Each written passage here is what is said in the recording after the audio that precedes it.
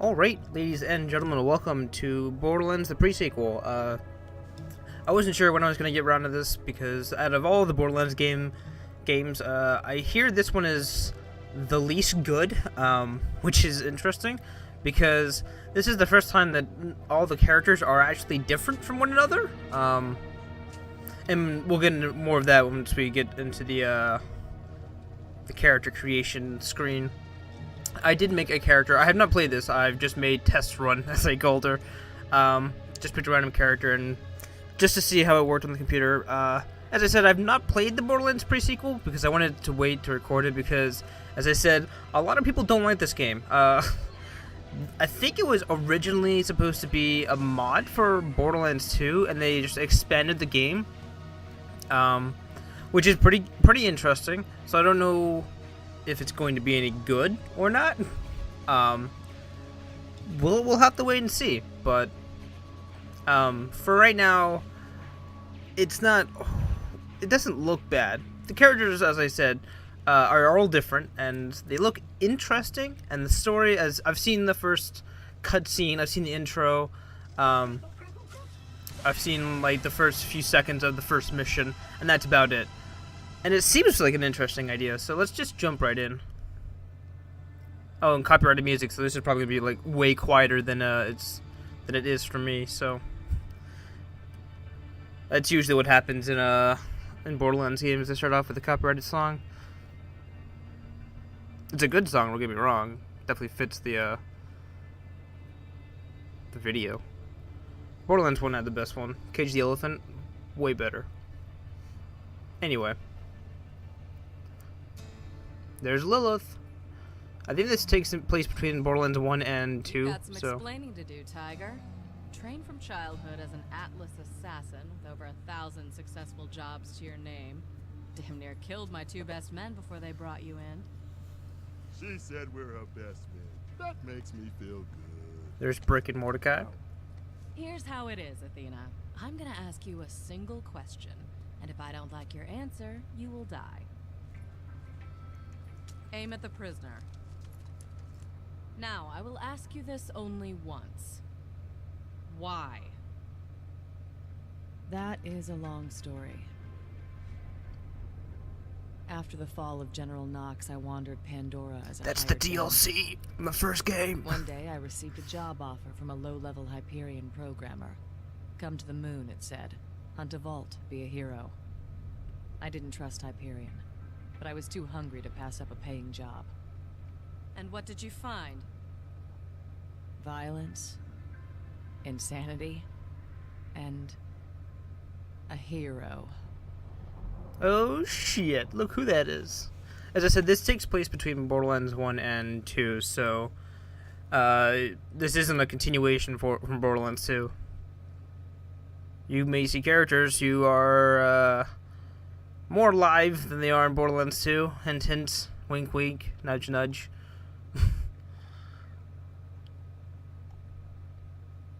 And of course, you can't start off a Borderlands game without having a skag in the first shot and bandits. Pretty sure that's how they started every Borderlands game so far. It's just bandits riding vehicles with a skag somewhere involved. In the first one, you run it over. Second one, they chained it up and they dragged it along. This one, they're riding with it, which is interesting. But yeah, these bandits are trying to jump on top of the ship. In case you couldn't tell, why? I'm not sure. They didn't explain it, and I am trying to talk over this because copyrighted music, and don't know why they thought that was a good idea. They were just like, yeah, let's just catapult our minions up on there because that'll work. Anyway. It looks like we're going to the Hyperion ship, the big H in the sky, which I don't think is completely built at this point in the story. And there's the 4 characters we can pick from. Can't wait for the copyrighted music to be over. I'll get into the characters because they are actually pretty interesting. So this is one of them. Wilhelm as the Enforcer. I think he's the same Wilhelm from the Borderlands 2. I think. This is Athena. We've met her in Borderlands 1, the DLC, as she even quoted from the beginning of the cutscene. I don't know her name. I can't remember it. It's the Lawbringer. I know that. Nisha? Yeah. She's also in Borderlands 2, and then, of course, you can't have a Borderlands game without Claptrap doing his thing. And Claptrap as a mistake.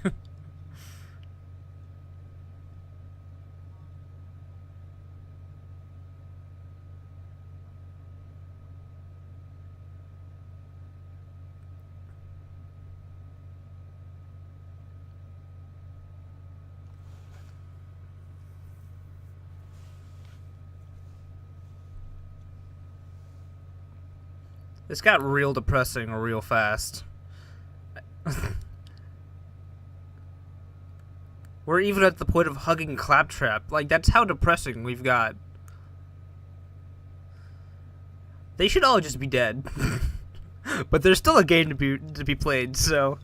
Unless this is the end of the game. Did I get metagamed? Oh, shit. GG, guys. We're done.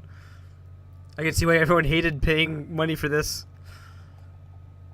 Finished in 7 minutes. A couple of those minutes were just me rambling. More so than I am now. I'm just trying to fill in time and space because the music is going to be quieter. It's really depressing, sad music. But... Okay, so... as I said, the characters look much, much different. And I'm not just saying that because they're all different characters. But... Generally in Borderlands 2 and Borderlands 1, they had a similar theme in characters. There was always a character who would always go berserk. Brick in the first game punched a bunch of people. I forget his name. I think he was Russian. He was the gunzerker. He'd dual wield, pull out 2 guns and go crazy. You had an assassin-based character, which is either Mordecai, who was a sniper, or you had the assassin, Zero. You had a female witch, or magic user, known as sirens. And then you had some guy, some soldier, or ex-soldier, who deploys some sort of turret. And that was just sort of like the base classes between the 2 games. This game, they're all actually different, and I wish they explained more of it, because they're different. These 2 up here, where you can play as... Jack, and Oriel, Baroness. These are DLC characters, which is a shame because the Baroness seems to have one of the cooler abilities that I would have liked to have played, and I don't own her. I don't own Jack either, which is, again, another shame. So yeah, I'm going to go through all the characters and try and describe all of their abilities, because they don't actually... They just say Wolf and Saint action skill, which doesn't really give you much explanation of what they are. So Wilhelm, he's sort of like the replacement for Roland, and I think the guy in the second game was called Jax, right? Something like that? Anyway, his ability is to summon 2 robots, 2 little flying things behind him, as you can see in the portrait. I think that's Wolf. Wolf does a bunch of damage, while Saint heals and protects him, buffs him. He's... I don't know, he doesn't sound too interesting to me. Athena is pretty interesting.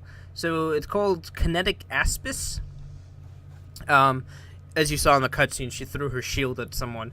And from what I can understand is that you use the shield, you like hold it up in the air, you absorb as much damage as you can, and then you throw it back at people, and it can like bounce off people and deal damage, which is pretty cool. I'm probably not going to go with Athena, but we'll see.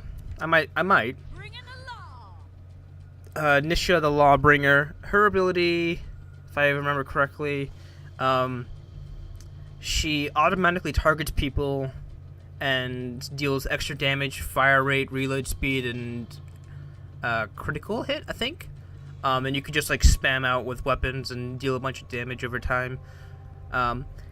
It's interesting, but I'm not. It sort of reminds me of Soldier 76 from from Overwatch. And then you have Claptrap, the Frag Trap. And yes, this is Claptrap. I don't know what to say about this. So Vault Hunter EXE, so executable. Vault Hunter executable.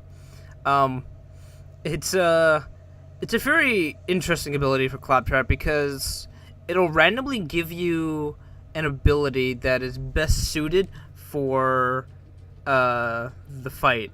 And from what I saw in the video, because I did have to rewatch the video because I wasn't sure about the characters, so this is all off memory from like a video from 2 days ago. From what I understand, he randomly picks an ability that does something. So in the cutscene, he had a disco light, he had the wizard hat that did magic, he had a sniper rifle, and from what else I've heard is that he can make his entire team bounce.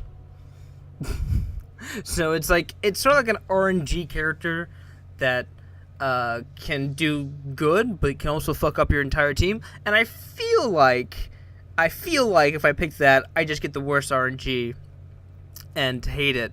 So I'm not going to go with Claptrap, even though I probably should, because for the lols, obviously. I wasn't really interested in Wilhelm's Enforcer ability because it just felt like the Roland Jax thing where it's like, I'm in trouble. Here, let me just spawn this thing, and they'll do work for me. Nisha seems interesting. I kind of split between Nisha and Athena. I'm probably going with Nisha, though. You know what? Athena... I just don't know how useful the shield is going to be. Or how often I'm going to be able to use the shield. Like I said, I wish they explained more. Like, give me some, like, video showing me the skill and describing it more than just, hey, it's called Kinetic Aspis. That sounds cool, right? It's an outcast assassin with the sword and shield, but she doesn't actually have a sword, unless I don't see it. As I said, I think the Baroness has. She sort of reminds me of the Siren classes. You know, the magical ability. She has like ice abilities, as it says, long range shooting and freezing enemies. And then there's Jack. He uses his abilities called expendable assets. He pretty much has a bunch of mirror images of himself that he can use in combat. Some interesting DLC characters that I don't have access to, so we won't bother with them. You know what, I think I'm gonna go with Nisha, because why not? And as per usual, you can change their head customizations and clothes, or at least the colorization. Yeah, sure, we'll just go with that real quick. I do want to change this file name to Debilin1 because that's pretty much my name. And we'll jump right in. Try to figure out how the fuck we didn't die from that cutscene. Every time Borderlands 1 or 2 and this one. And thank you for answering Hyperion's summons. Unfortunately, the Helios space station is currently under attack by just insane punched my photographic fucking forces. desk. Please take this echo device. Now follow me. I can take you to your Item reward. You have been rewarded 1 items as a loyalty bonus. As a loyalty boost. 30 moonstones as a loyalty bonus. I think okay, you found some moonstone. The moonstone is a valuable mineral originating from Pandora's moon, which is where we are. Oh, not yet, but we're going there. You can use it to buy character upgrades at the black market. Rumor has it that it can also be spent at locations for special loot. Sorry about the mess. Things got really hairy once the Lost Legion attacked. So, pause. A lot of shit just went down. So I think these personal items come from me completing Borderlands 2, because I don't own any DLC for this game. So, and I think they also give you 100 badass tokens as well. I don't know if they showed that off, but I know when I first started the game, that was like the main thing they threw in my face that caught my attention. As I said, I don't own any of the DLC, so I don't really know why they are giving me all of this free stuff, but I'm not going to be angry. Oh yeah, I also want to point out that her ability Showdown does not work with sniper rifles or rockets, but she owns a sniper rifle to start off with, which is really odd. Thoughts and stuff? Can I not interact with that?